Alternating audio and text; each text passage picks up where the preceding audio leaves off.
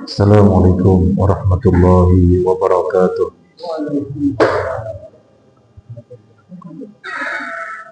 Bismillahirrahmanirrahim. Alhamdulillahi rabbil alamin. Wa bihi nasta'inu ala umuri dunya waddin. Wassalatu wassalamu ala asyrafil anbiya'i wal mursalin wa ala alihi wa sahbihi ajma'in. Wala hawla wala quwwata illa billahil aliyyil azim. Wala hawla wala quwwata illa billahil aliyyil azim. Wala hawla wala quwwata illa billahil aliyyil azim. Tidak ada daya dan kekuatan kecuali dari Allah Al-Ali, Dat yang maha tinggi, Al-Azim, Dat yang maha agung. Allahumma inna nas'aluka al-huda wa tuqa wal afafa wal ghina. Amin ya rabbal alamin.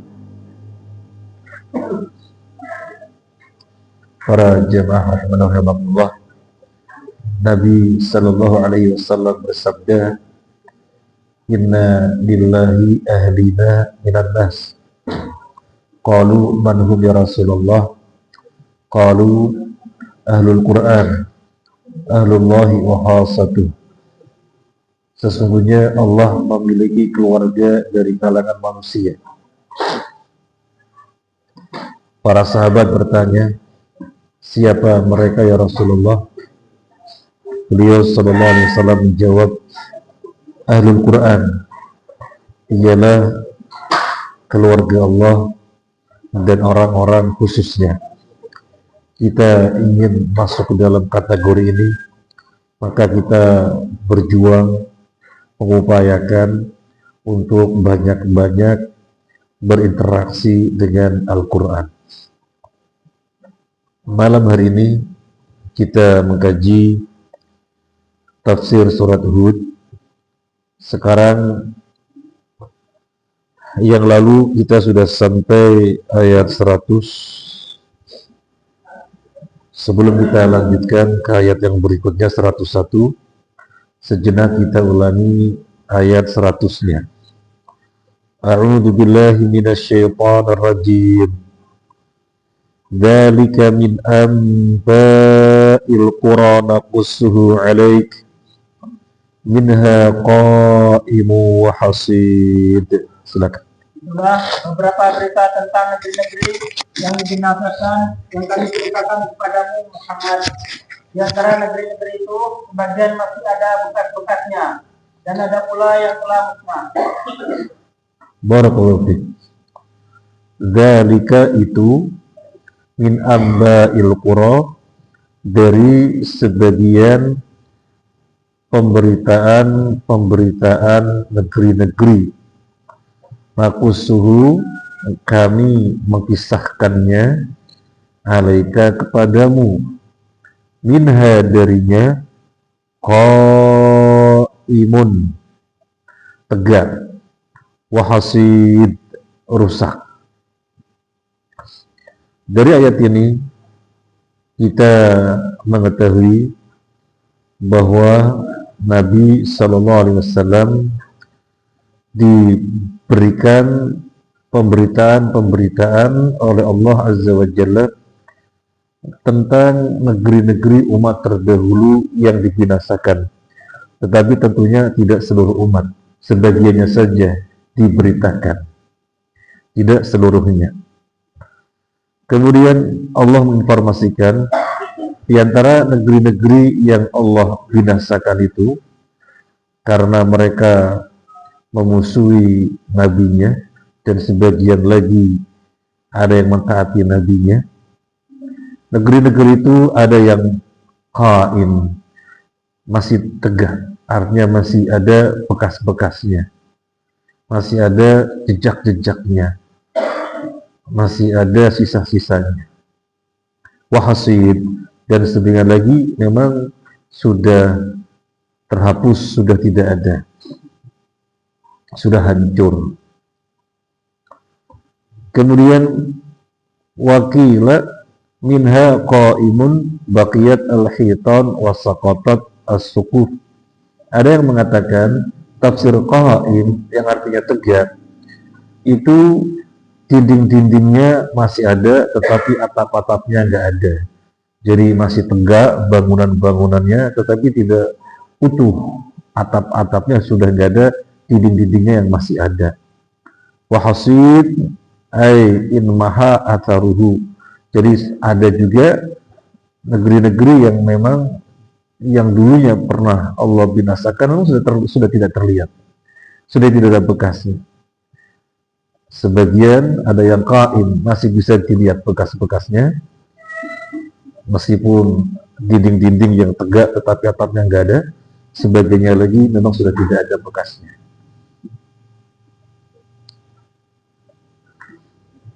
Kita yang lalu pernah menyampaikan bahwasanya terhadap negeri-negeri yang diketahui dulunya diazab oleh Allah, kita tidak boleh memasukinya. Tidak boleh memasukinya. Dan Syekh Fauzan juga ditanya tentang negeri-negeri yang diberitakan dulu diazab oleh Allah, boleh nggak jalan-jalan ke sana? Syekh Fauzan mengatakan jelas hadisnya tidak boleh. Hadisnya adalah hadis Ibnu Umar. Nabi SAW bersabda, dikeluarkan oleh Imam Bukhari Muslim, anna Rasulullah SAW qala li ashabil hijr la tadkhulu ala haula'il qaum illa an takuna bakin fa lam takunu bakin fala tadkhulu alaihim ayusibakum mithlu ma asabahum. Nabi SAW bersabda, kalian jangan memasuki kaum tersebut. Kaum apa? Kaum Al-Hijr. Kaum Al-Hijr. Kaumnya Nabi Saleh. Jangan memasuki kaum itu. Artinya negeri yang pernah Al-Hijr, kaumnya Nabi Saleh tinggal di situ. Ila antakuna bakin, kecuali kalian memasukinya dengan menangis. Fa'ilam takunu bakin fala tadkhulu alaihim. Kalau kalian tidak menangis, maka jangan masuk. Jadi syaratnya masuk ke daerah yang pernah diazab oleh Allah harus nangis. Kalau enggak ya jangan masuk. Antusi ayyusibakum mithlu ma asabahum, karena bisa saja kalian ditimpa sebagaimana yang menimpa mereka.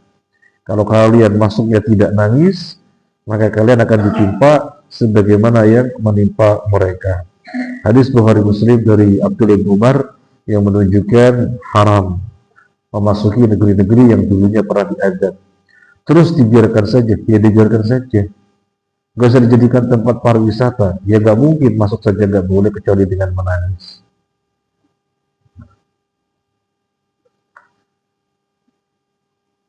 Disebutkan di dalam syarah hadis ini, yuhadzirun Nabi sallallahu alaihi wasallam ashabahu ayyadkhulu diyar ashabil hijr illa wahum yabkun.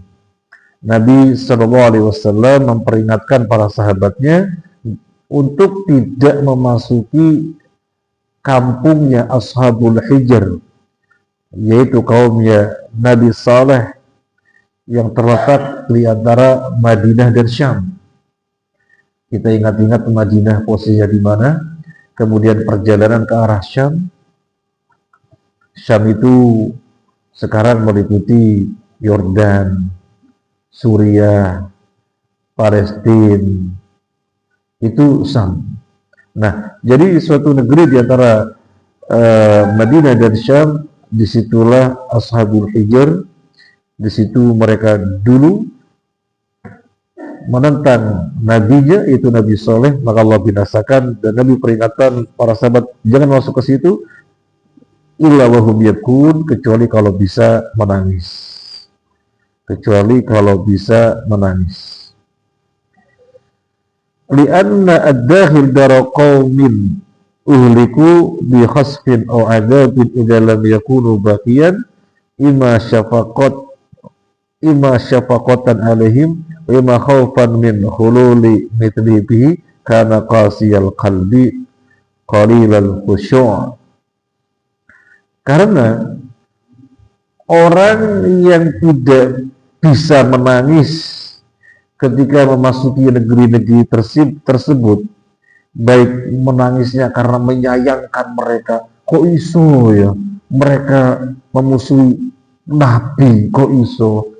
Jadi karena menyayangkan mereka yang melawan nabinya lalu menangis, wa ma khaufan min khululi mithlihi, atau menangisnya karena takut sekiranya dirinya diadab seperti itu,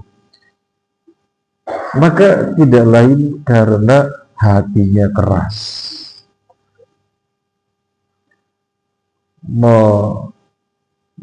Berhadapan negeri tersebut terus memasukinya gak bisa nangis, maka dipastikan karena hatinya keras. Karena orang kalau hatinya keras pasti bisa nangis, imma karena menyayangkan perbuatan mereka akhirnya menangis, atau karena takut jika menimpa dirinya seperti yang menimpa mereka akhirnya menangis. Kalau tidak ada dua-duanya berarti hatinya keras. Jangan memasuki daerah seperti itu. Berarti orang yang khusyuknya rendah. Jangan memasuki daerah yang seperti itu. Fala ya'man idza kana hakadha ayyusibahu ma asabahum, karena tidak ada keamanan baginya untuk ditimpa sebagaimana menimpa mereka. Khusyuknya sedikit, keimanannya rendah, dan masuk di daerah yang pernah Allah binasakan, khawatirnya nanti ditimpa dengan yang sama, ditimpa dengan azab yang sama, maka dilarang. Ini hadisnya, hadis Bukhari Muslim dari Ibnu Umar. Sehingga kalau misalnya ada orang ajak, yuk coba yuk kemana, ke kaum Sadum, kayak apa sih, sisa-sisanya, nggak boleh. Boleh kalau bisa nangis. Itu terakhir tentang ayat 100. Sekarang kita lanjutkan ayat 101. A'udzu billahi minasyaitonir rajim. Wa ma dhalamnahum walakin dhalamu anfusahum. فما أغنت عنهم آلهتهم التي يدعون من دون الله من شيء لما جاء أمر ربك وما زادوهم غير تتبيب. Dan kami tidak menzalimi mereka, tetapi merekalah yang menzalimi diri mereka sendiri. Karena itu tidak bermanfaat sedikit pun bagi mereka sesembahan yang mereka sembah selain Allah. Ketika siksaan Tuhanmu datang, sesembahan itu hanya menambah kebinasaan bagi mereka. Kita terjemah lebih dulu. Wa ma dzalamnahum, dan tidaklah kami mendolimi mereka. Ma di sini mak nafiyun, karena mak bisa nafiyun, tidak artinya, dan bisa ma syai'un artinya sesuatu. Di sini ma nafiyun. Wa ma dzalamnahum, dan kami tidak mendolimi mereka. Walakin, tetapi, dzalamu anfusahum, mereka yang mendolimi diri mereka sendiri.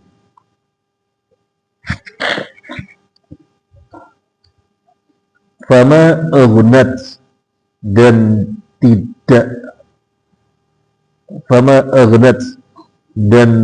tidak ada gunanya dan tidak ada apa-apanya anhum terhadap mereka alihatuhum Tuhan-Tuhan mereka allati yang yad'una mereka menyeru min dunillah dari selain Allah min syai'in, dari sesuatu pun, dari sedikit pun, lama ketika ja'a datang amru rabbik, perkara Tuhanmu. Wa ma zaduhum, dan tidaklah menambah mereka ghairu tatsbib, selain kerugian. Ini kosakatanya.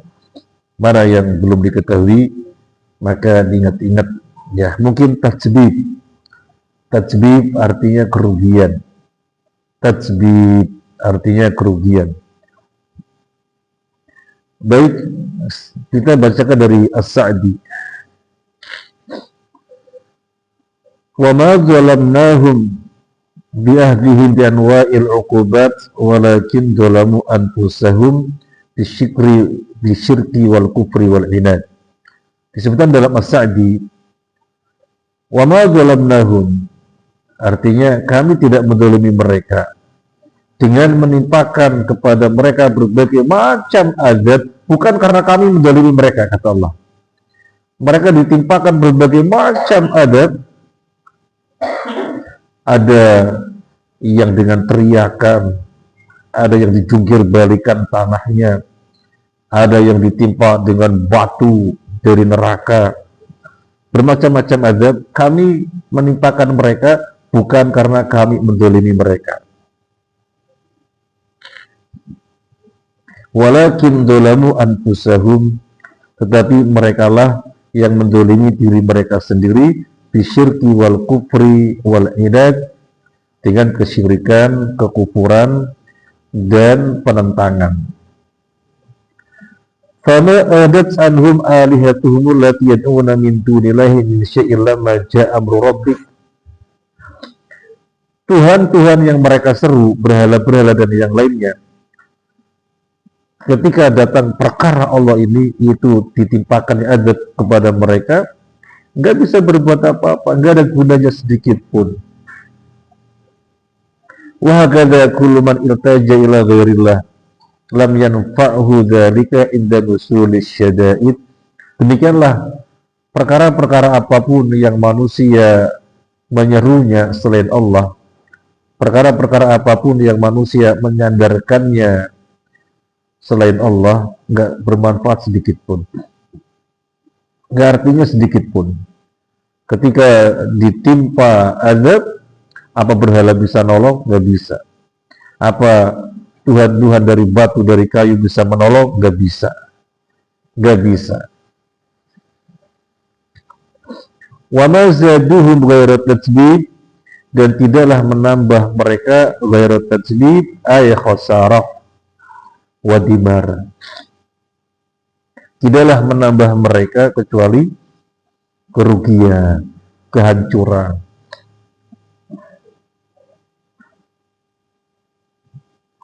Bidhti mimma khatara bibalihim.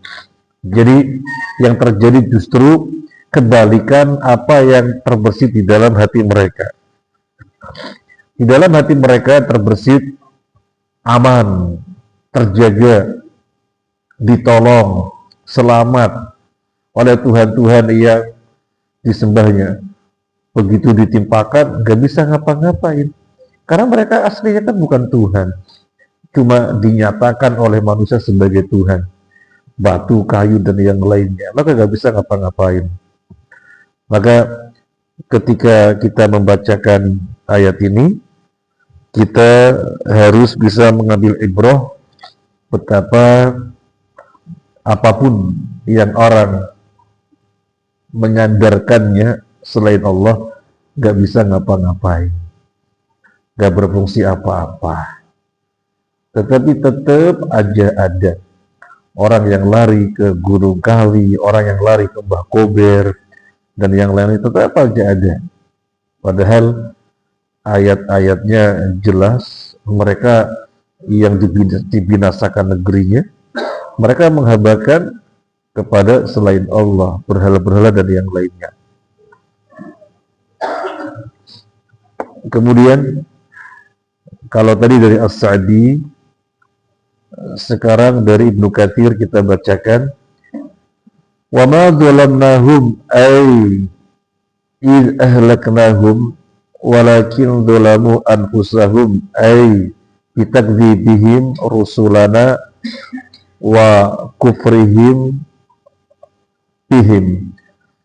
Kata Ibnu Katsir, tidaklah kami mendolimi mereka ketika kami membinasakan mereka, tetapi itu disebabkan karena mereka mendolimi diri mereka sendiri dengan mendustakan para rasul dan dengan mengkhianati mereka. Fama aghadat anhum alihatuhum ay asnamuhum wa awthaduhum allati kanu ya'budunaha wa yad'unaha. Berhala-berhalanya tidak bisa menolong sedikit pun. Berhala-berhala yang mereka sembah sedikit pun tidak bisa menolong sedikit pun, sama sekali tidak manfaat. Wa ma zaduhum ghairu tatsbib. Imam Mujahid dan Imam Qatadah mengatakan ghairu tahsir. Yang tadi disampaikan dalam As-Sa'di, wa ma zaduhum ghairu tatsbib, tidak menambah untuk mereka selain kerugian. Berhala-berhala apa yang disembah tidaklah menambah sedikit pun kecuali kerugian demi kerugian demi kerugian. Gak mendatangkan keuntungan sama sekali. Jadi ketika datang azab, mereka merasakan selamat, akan terjaga oleh Tuhan-Tuhan yang disembah selain Allah. Ternyata sama sekali tidak ada apapun, benar-benar hancur. Maka yang dirasakan hanya kerugian-kerugian, penyesalan dan penyesalan. Tetapi nasi sudah jadi bubur. Penyesalan ketika sudah ditimpakan azab ada artinya. Hanya umatnya Nabi Yunus saja. Umat-umat yang Allah timpakan azab, kemudian umat menyesalinya dan Allah angkat kembali azabnya, tidak jadi, itu umatnya Nabi Yunus tok. Selebihnya tidak ada. Selebihnya tidak ada. Kita pernah mencari-cari kenapa ya umatnya Nabi Yunus dibedakan dari umat-umat yang lainnya. Umat-umat yang lainnya ketika ditimpakan azab, ya benar ditimpakan, habis sudah. Penyesalan, teriak-teriak, tobat, nggak ada artinya. Karena azab ketika ditimpakan sudah habis, the time is over. Cuma umatnya Nabi Yunus tok. Maka kita mencoba mencari-cari penjelasan dan sampai sekarang belum dapat. Ya sudah, kita hanya mengatakan itulah kehendak Allah yang pasti ada hikmahnya. Karena tidak ada ketetapan Allah yang tidak ada hikmahnya. Nggak ada ketetapan Allah yang salah, semuanya benar. Cuma mencoba merenung sendiri. Mungkin, jadi tanpa memastikan. Mungkin bisa jadi kalau itu boleh. Mungkin bisa jadi Nabi Yunus alaihissalatu wassalam ketika lelah menghadapi kaumnya, maka Nabi Yunus meninggalkan kaumnya. Jadi kaumnya sempat ditinggal. Yang kemudian Nabi Yunus ditegur oleh Allah ketika di atas kapalnya mau tenggelam, akhirnya harus ada yang dilempar. Nabi Yunus yang dilempar, kemudian ditangkap oleh ikan, yang kemudian kembali lagi ke kampung, ke kaumnya, mendakwai kaumnya lagi. Jadi kaumnya sempat ditinggal.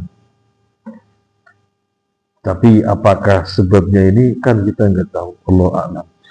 Intinya adalah cukuplah bagi kita untuk menyampaikan apa yang dijelaskan di dalam tafsir oleh para ulama. Umatnya Nabi Yunus satu-satunya umat yang ketika azab ditimpakan kemudian mereka mentaubati, azab diangkat kembali, tidak jadi ditimpakan. Kemudian para jamaah rahimani wa rahimakumullah, di dalam Al-Baghawi disebutkan hadis dari Abu Musa Al-Asy'ari radhiyallahu anhu. Abu Musa al-Asy'ari adalah seorang sahabat senior yang sebelum ada hijrah ke Madinah, Abu Musa al-Asy'ari telah ikut hijrah ke Habasyah. Kemudian mereka kurang lebih ada 70-an orang dari Habasyah menuju Madinah. Karena ketika itu Nabi sudah di Madinah. Mereka dari Habasyah ke Madinah pakai perahu. Maka dikenal mereka ini adalah orang-orang perahu. Karena berangkatnya dari Habasyah ke Madinah memakai perahu. Abu Musa al-Asy'ari bersama orang-orang yang dari Habasyah itu, yang hijrah dari Habasyah, tinggalnya di sebuah lembah yang tidak dekat dengan Masjid Nabawi. Oleh Nabi Shallallahu Alaihi Wasallam mereka digilir berapa orang untuk sholat Isya bersama Nabi di Masjid Nabawi. Besok malam gantian berapa orang untuk sholat Isya bersama Nabi di Masjid Nabawi, terus bergantian. Suatu saat gilirannya Abu Musa al-Asy'ari ketika mendapatkan giliran untuk sholat Isya bersama Nabi. Nabi menundanya sampai larut malam. Abu Musa al-Asy'ari menuturkan Nabi lagi sibuk sampai sholat Isyanya ditunda hingga larut malam. Di dalam syarahnya disebutkan Nabi sibuk menyiapkan pasukan, maka sholat Isyanya tertunda sampai larut malam. Dan di situ ada faedah, kalau masih ada urusan yang perlu selesaikan saja dulu. Isya ditunda, karena memang Isya yang sunnah adalah, yang utama adalah ditunda pelaksanaannya. Nah, ini Abu Musa al-Asy'ari. Dan Abu Musa al-Asy'ari termasuk seorang sahabat yang dipercaya oleh Nabi untuk dakwah ke Yaman. Meskipun begitu, senioritasnya di dalam bab ilmu, ketika melihat ada orang yang lebih alim, Abu Musa al-Asy'ari menyerahkan suatu urusan tentang keilmuan kepada yang lebih alim. Suatu ketika beliau menjumpai orang-orang lagi zikir bersama-sama di sepertiga malam terakhir di masjid, dikomandoi oleh seorang pimpinannya membaca sekian, diikuti oleh jamaahnya zikir bersama. Abu Musa al-Asy'ari melihat dan tahu itu adalah kemungkaran, karena Nabi tidak pernah mengajarkannya demikian. Dipimpin zikir bersama-sama oleh satu orang dan dengan satu suara, satu kur di satu suara, tahu itu kemungkaran. Tapi Abu Musa al-Asy'ari mengetahui ada orang yang lebih alim dari dirinya, maka mempersilakan kepada orang yang lebih alim. Dia bergegas menuju rumahnya Abdullah bin Mas'ud, sama-sama ulama sahabat. Tapi Abu Musa al-Asy'ari melihatnya Abdullah bin Mas'ud lebih senior, maka biar yang senior yang menjelaskan. Bergegas ke rumahnya, ketuk pintu, Abdullah bin Mas'ud dan bergegas menuju tempat yang ditunjukkan Abu Musa al-Asy'ari dan langsung mengingkari. Betapa cepatnya binasa kalian wahai umat Muhammad. Baju Rasulullah belum lapuk, bejananya belum pecah, tapi kalian sudah membuat perkara-perkara baru seperti ini. Mereka yang diingkari tidak terima, karena mereka merasa ini zikir menjadikan mereka nangis, takut kepada neraka, takut kepada Allah. Ini zikir, apalagi di waktu yang terbaik seperti malam terakhir dan di tempat yang terbaik itu di masjid. Maka rojanya kepada Allah semakin tinggi. Kenapa diingkari? Tidak terima, diingkari. Maka Abdullah bin Mas'ud mengatakan, kan min muridil khair la yusibahu. Betapa banyak orang yang menginginkan kebaikan tetapi tidak mendapatkannya. Nah, itu Abdullah bin Mas'ud. Abu Musa al-Asy'ari memandangnya dia lebih alim, maka dia yang lebih pas untuk menjadi referensi. Nah, ini menunjukkan tawadhu'nya beliau. Demikian pula kita harus bisa mengambil ibrah ketika di sekitar kita ada orang yang lebih alim, serahkan kepada beliau yang lebih alim. Serahkan kepada beliau yang lebih alim. Baik, Abu Musa al-Asy'ari meriwayatkan qala Rasulullah sallallahu alaihi wasallam, innallaha la yumli lidh-dhalim hatta idza akhadahu lam yaflithu atau lam yaflathu. Sesungguhnya Allah membiarkan orang yang zalim hingga ketika dia mengazabnya maka tidak pernah menghentikannya, tidak pernah menyisakannya. Setelah itu Nabi membaca ayat wa kadzalika ahdu rabbika idza akhadhal qura wa hiya dhalimah. Demikianlah azab Tuhanmu ketika dia mengazab suatu kampung di mana warganya adalah orang zalim. Jadi kalau sudah mengazab, Allah tidak menghentikannya, Allah tidak menyisakannya. Jadi benar-benar diazab yang sangat dahsyat.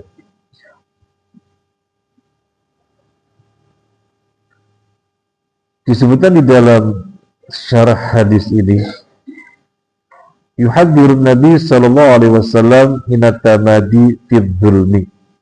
Nabi sallallahu alaihi wasallam memperingatkan orang yang berkelanjutan di dalam kedzaliman. Wa yu'allimuna anna Allah Ta'ala yumli lidh-dhalim. Nabi menginformasikan orang yang zalim itu memang dibiarkan oleh Allah. Orang yang zalim itu dibiarkan oleh Allah. Wa yumhilu lahu hatta yatamadda fi dzulmihi. Allah membiarkannya sehingga kezalimannya bertumpuk-tumpuk, memang dibiarkan. Dibiarkan biar zalim ditambah zalim ditambah zalim ditambah zalim, memang dibiarkan. Waliyadu billah. Hatta idza akhadahu lam yuflithu. Di sini dibacanya lam yuflithu, berarti aflata yuflithu. Hingga ketika Allah mengadabnya, Allah tidak akan meninggalkannya, Allah tidak akan menyelamatkannya, Allah tidak akan menghindarkannya.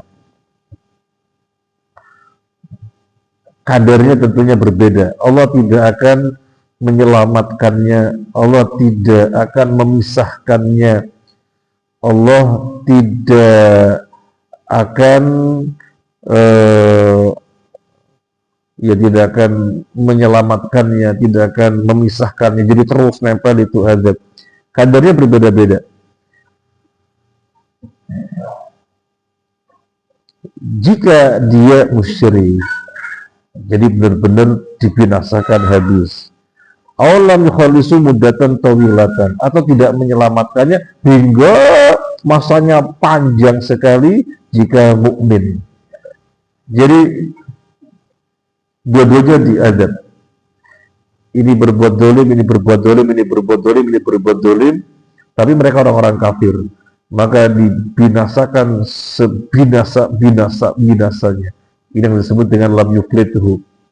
Kalau ini mukmin berbuat kedoliman, dibiarkan dolim lagi, dibiarkan memang dolim lagi. Hingga ketika Allah mengadabnya, lam yuflithu. Jadi tidak memisahkan dari adab itu, tidak menyelamatkan dari adab itu, tetapi tidak seperti orang kafir. Kalau orang kafir sampai seakar-akarnya istilah gitu habis, kalau ini waktunya, durasinya yang dipanjangkan. Waktunya atau durasinya yang dipanjangkan. Jadi syarah dari hadis Abu Musa al-Asy'ari tadi, Nabi SAW bersabda bahwasanya Allah membiarkan orang yang zalim dengan kedoliman-kedolimannya hingga kedolimnya sudah akut, dan saatnya Allah mengadab, maka Allah benar-benar mengadab dan tidak pernah menyelamatkannya, tidak pernah memisahkannya, tidak pernah meninggalkannya. Artinya terus melekat dengan adab. Naudzubillah min dzalik. Para jamaah rahimani wa rahimakumullah, apa yang kita pahami dari firman Allah ini, kami tidak menzalimi mereka, tapi mereka lah yang mendolimi diri mereka sendiri. Ini perkara yang sangat mudah dipahami. Berarti kalau ada kaum Allah azab, Allah nggak zalim, enggak. Tapi mereka yang mendolimi diri mereka sendiri. Ada kaum lagi Allah azab, kaum Ad diadab, ada kaum lagi kaum Samud diadab, ada kaum lagi kaum Madian diadab. Itu Allah tidak mendolimi mereka, enggak. Allah tidak mendolimi mereka. Terus mereka yang mendolimi diri sendiri. Sekarang begini, ketika mereka berbuat penghambaan diri kepada Allah, itu untungnya buat siapa? Untungnya buat mereka sendiri. Untungnya buat mereka sendiri. Sudah untungnya buat mereka sendiri, sehingga teratur, nyaman, tenang hidup di dunia, Allah akan balas surga di akhirat. Gimana Allah tidak murah? Sudah untungnya buat mereka sendiri, sehingga di dunia bisa adem, ayam, tentram, aman, adil, dan seterusnya. Nggak ada pergolakan hidup, damai, dan seterusnya. Sudah begitu di akhirat dikasih surga. Karena ketika mereka beribadah kepada Allah, Allah tidak akan menjadi lebih agung dengan peribadahan mereka. Allah tidak akan menjadi lebih perkasa, lebih kaya dengan peribadahan mereka. Tidak. Tidak. Sebagaimana jika seluruh manusia kafir, Allah juga keagungannya tidak menjadi lebih kurang. Kekayaannya tidak menjadi lebih kurang. Tidak. Jadi orang beribadah benar-benar untuk kemaslahatan mereka sendiri. Loh, kok kemudian mereka tidak menempatkan tempat pada tempatnya? Kan berarti mereka sendiri yang menzalimi diri mereka. Allah nyatakan kalian diciptakan untuk ibadah tujuannya, tetapi tidak mau ibadah. Ya sudah, mereka sendiri berarti yang menzalimi diri mereka sendiri. Yang menzalimi diri mereka sendiri. Misalnya, kan kita tahu kalau haus minum, kita nggak mau minum. Ya salah kita sendiri yang sudah tahu kalau haus minum, kok kita nggak mau minum. Kita tahu kalau kita lapar makan, kita nggak mau makan, ya salah kita sendiri. Sudah tahu tujuan diciptakannya menghambakan diri kepada Allah. Di dunia dampaknya, pengaruhnya luar biasa sekali. Sudah begitu di akhirat Allah kasih surga. Mereka tidak mengambil ini. Ya berarti mengambil yang kebalikannya, yang jalannya ke neraka. Iya, mereka sendiri yang mendolimi diri mereka sendiri, bukan Allah yang mendolimi. Jadi Allah berfirman, wa ma dzalamnahum walakin dzalamu anfusahum. Sekarang ayat 102. Wa kadzalika akhdhu rabbika idza akhadhal qura wa hiya zalimah inna akhdahu alimun syadid. Dan begitulah Tuhanmu apabila dia mengungkap penduduk negeri yang berbuat zalim. Sungguh siksanya sangat pedih, sangat berat. Barakallahu fiik. Pada ayat yang sebelumnya disebutkan bahwasanya berhala-berhala yang mereka sembah tidaklah menambah bagi mereka kecuali kerugian yang sangat luar biasa. Karena nggak bisa ngapa-ngapain, mereka nggak bisa berbuat apa-apa, nggak ada gunanya apa-apa. Manusia ditimpa azab, mereka nggak bisa ngapa-ngapain. Jadi benar-benar rugi selama hidup menghambakan diri kepada berhala-berhala, dan ternyata berhala-berhalanya nggak bisa ngapa-ngapain, maka kerugian yang besar yang dilakukan sepanjang hidupnya. Dan bagaimana adabnya? Adab ketika menimpa mereka, ini ayat yang tadi sudah kita singgung. Nabi membacakan ayat ini setelah beliau bersabda, sesungguhnya Allah membiarkan orang berbuat zalim. Jadi ayat ini yang dibaca. Jadi Nabi bersabda, sesungguhnya Allah membiarkan orang berbuat zalim hingga ketika Allah mengadabnya, lam yuflithu, Allah tidak akan memisahkannya, Allah tidak akan menyelamatkannya, Allah tidak akan meninggalkannya. Jadi adabnya terus melekat pada mereka. Nah, ditegaskan berikutnya, wa kadzalika akhdu rabbika, demikianlah siksa Tuhanmu idza ahwadzal qura wa hiya dhalimah, ketika menyiksa kaum-kaum yang mereka itu berbuat zalim. Demikianlah yang bagaimana hadis Nabi menjelaskan, lam yuflithu, itu penjelasan. Jadi kalau sudah Allah timpakan adab, lam yuflithu, Allah tidak akan pernah menyelamatkan, Allah tidak akan pernah memisahkan mereka dari adab. Demikian adabnya sangat dahsyat. Jadi dibiarkan ditumpuk dulu kedzaliman. Bahasa kita apa? Yang sudah biasa kita kenal istilahnya istidraj.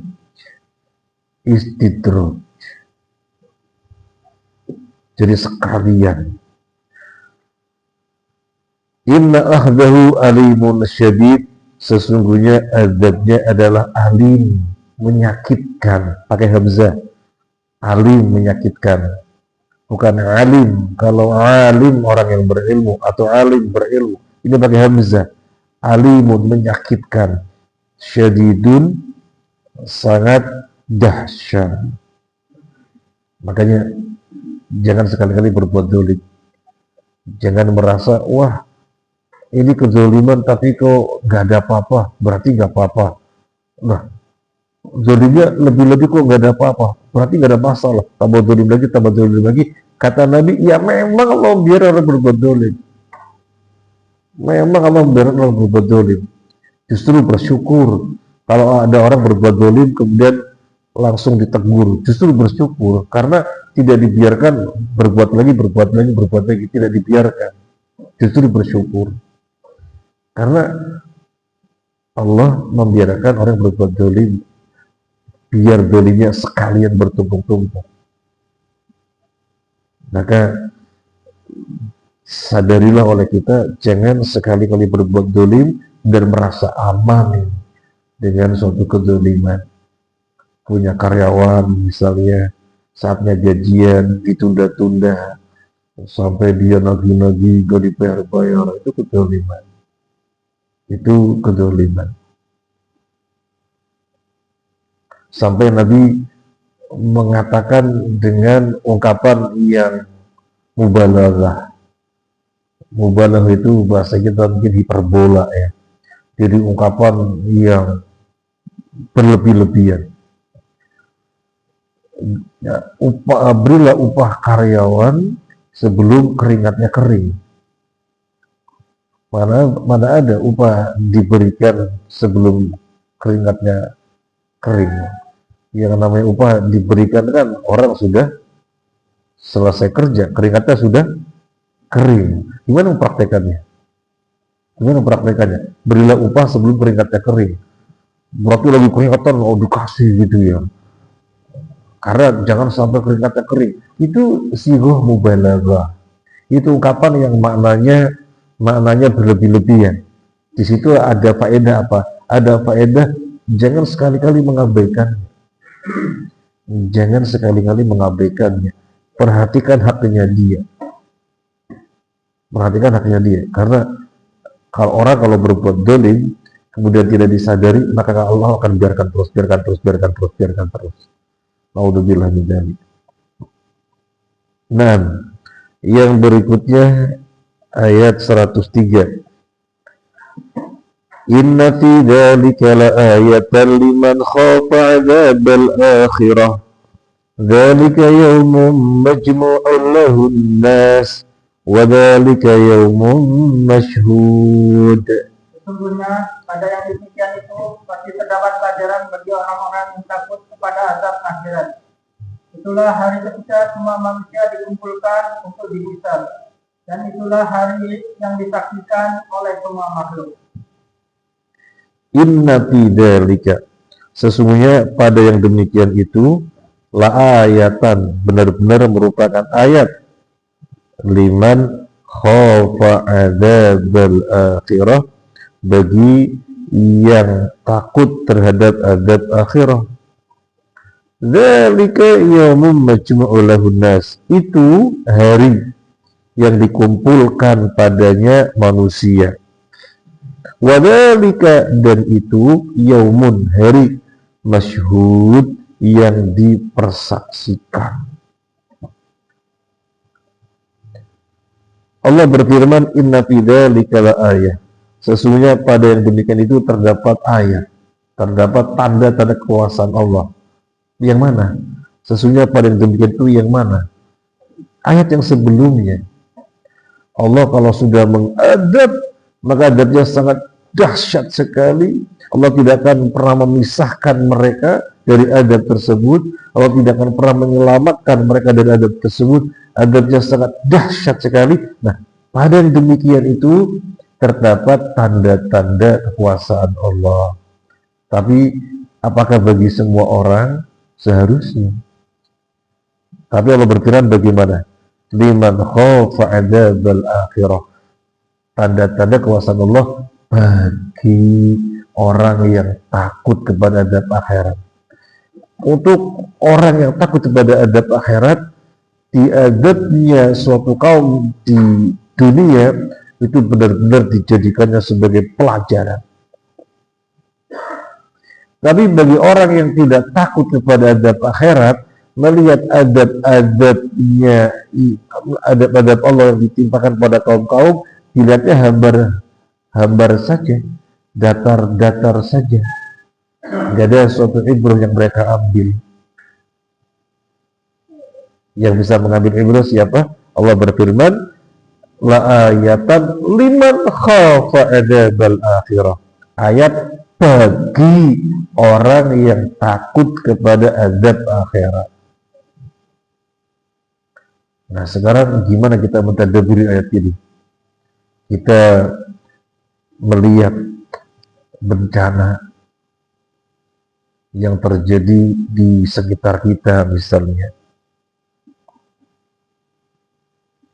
Dan bencana itu terjadi tidak lain karena ulah-ulah tangan manusia yang seringkali diungkapkannya ini karena ini penggundulan hutan, ini karena terjadi patahan lempeng-lempeng di dasar laut dan seterusnya, terjadi tsunami dan seterusnya. Jadi orang suka-suka melihatnya sisi kausalitas saja.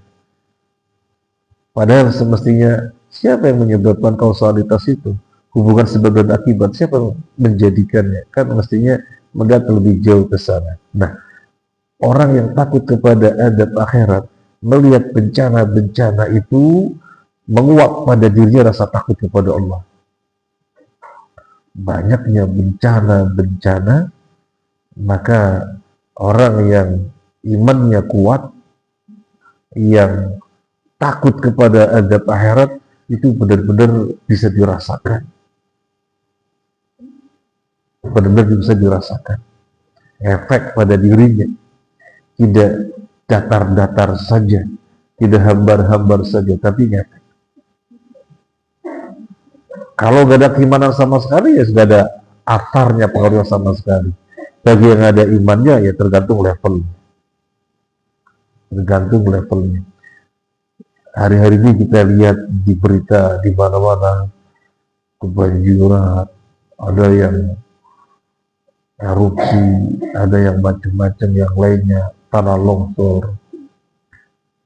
Apakah kita kemudian terbesit, ya ini kan hukum alam, soalnya sudah terjadi ini. Iya, itu betul. Tapi jangan berhenti di situ. Khawatirnya kita termasuk orang yang datar-datar saja melihat peristiwa itu. Nggak boleh. nggak boleh. Allah Azza wa Jalla berfirman, "Dhaharal fasadu fil barri wal bahri bima kasabat aydin nas liyudhiqahum ba'dalladzi 'amilu la'allahum yarji'un." Terjadi kerusakan di daratan dan di lautan tidak lain karena ulah manusia. Allah itu baru sebagian yang Allah timpakan. Allah menyatakan itu baru sebagian Allah timpakan agar mereka sadar. Kalau sudah 100% ya kiamat, nggak ada kesempatan lagi untuk menyadari. Jadi dhaharal fasadu fil bahri, dhaharal fasadu fil barri wal bahri bima kasabat aydin nas liyudhiqahum ba'dalladzi 'amilu la'allahum yarji'un. Terjadi kerusakan di daratan di lautan karena ulah manusia. Allah timpakan yang demikian itu baru sebagiannya, biar mereka menyadari, biar mereka sadar. Jadi jangan sampai datar-datar saja ada peristiwa macam-macam, malah senang nge-share, ada bencana, nge-share dengan penuh riang, tahu berita ini. Ya nge-share-nya bagus, mau ngasih tahu orang lain, tetapi kok semangatnya semangat memberitahukan saja, tidak ngefek pada dirinya, itu udah bagus. Kemudian ketika berbicara tentang akhirat, yang bisa melihat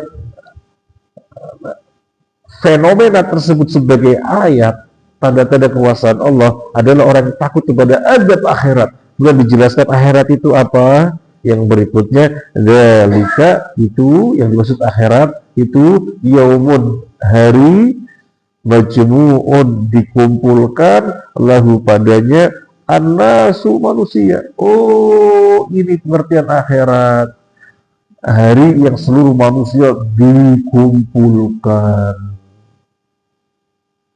Jadi selama ini kita mendengar manusia dikumpulkan jadi satu di mahsyar. Maka ini ayat yang menjelaskan. Dzalika itu, yaitu akhirat, yaumun, hari, majmu'un, dikumpulkan, lahu padanya annasu, manusia. Wa dzalika itu yaumun, hari, masyhud, yang dipersaksikan, yang dihadiri, nggak tersisa satu orang pun. Jadi jangan sampai memahami dzalika yaumun majmu'un lahun nas, itu hari yang dikumpulkan padanya manusia. Mungkin ada yang tidak katut, terlewatkan, mungkin ada yang tidak terbawa, kelewatan. Jangan pernah berpikir begitu. Makanya Allah berfirman, wa dzalika yaumun masyhud. Yang demikian itu adalah hari masyhud, yang dipersaksikan. Seluruhnya gak ada yang kelewatan, seluruhnya tersingkap.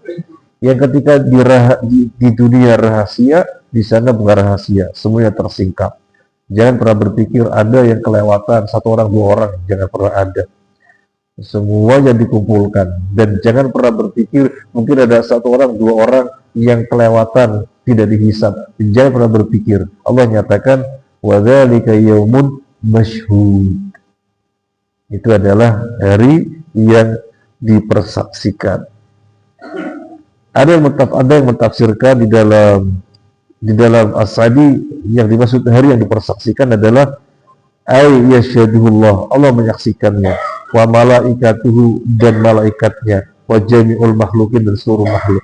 Artinya itu hari yang Allah mengadili, malaikat sepenuhnya tunduk dengan perintah Allah, harus berbuat apa, manusia juga semuanya ada sebagai objek, sebagai sasaran.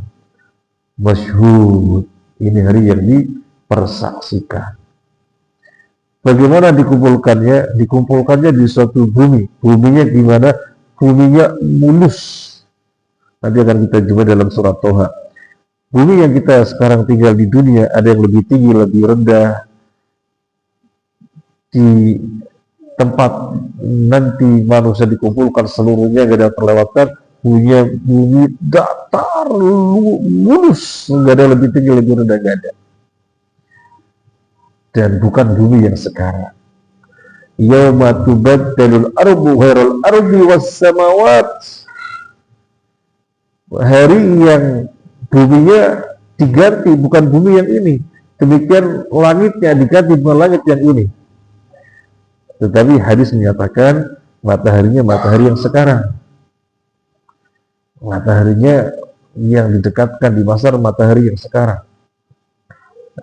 Yang kemudian mataharinya itu dijadikan satu dengan neraka menghadap penghuninya. Tapi buminya bukan bumi yang sekarang, dan langitnya bukan langit yang sekarang.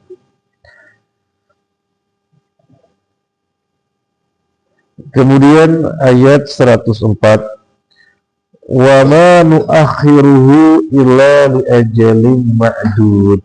Dan kami tidak akan menunda kecuali sampai waktu yang sudah ditentukan. Wa ma nuakhiruhu, dan kami tidak akan menunda hari tersebut, hari kiamat, illa li ajalin ma'dud, kecuali pada hari yang telah ditetapkan. Allah telah menetapkan hari kiamat kapan? Yang pasti hari Jumat.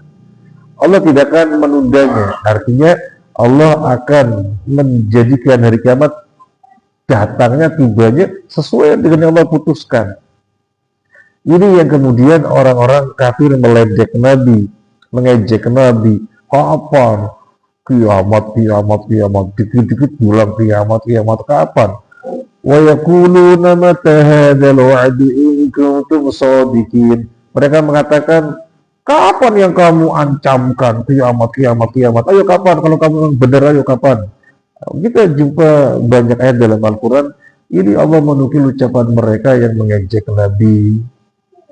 Nabi menakut-nakuti mereka dengan kiamat, maka mereka meresponnya dengan mengejek, meledek. Kiamat. Kapan kiamat? Kalau mengatakan benar kapan? Ayo.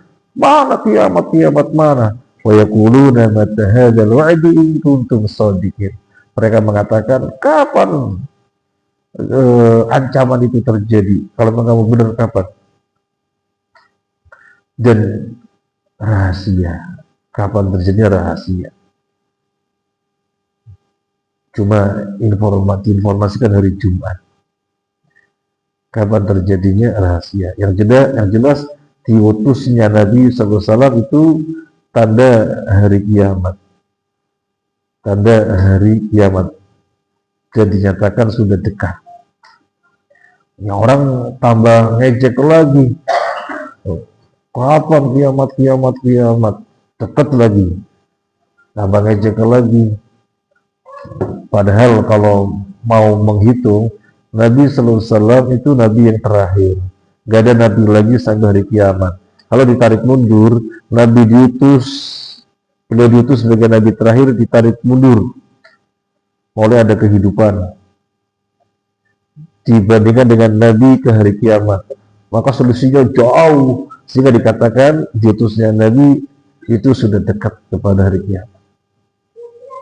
Sudah dekat kepada hari kiamat. Sampai sini dulu ayat 104. Semoga bermanfaat. Semoga memperkuat tadabbur kita tentang kehidupan ini. Bahayanya zalim, bahayanya menentang hak. Karena sebelum di akhiratnya nanti, di dunia sudah diancamkan dengan kezaliman sebagaimana yang sudah dikisahkan, yaitu umat-umat terdahulu. Jazakallahu, mohon maaf atas hal-hal kurang berkenan. Subhanakallahumma wa bihamdika asyhadu an la ilaha illa anta astaghfiruka wa atubu ilaik. Assalamualaikum warahmatullahi wabarakatuh.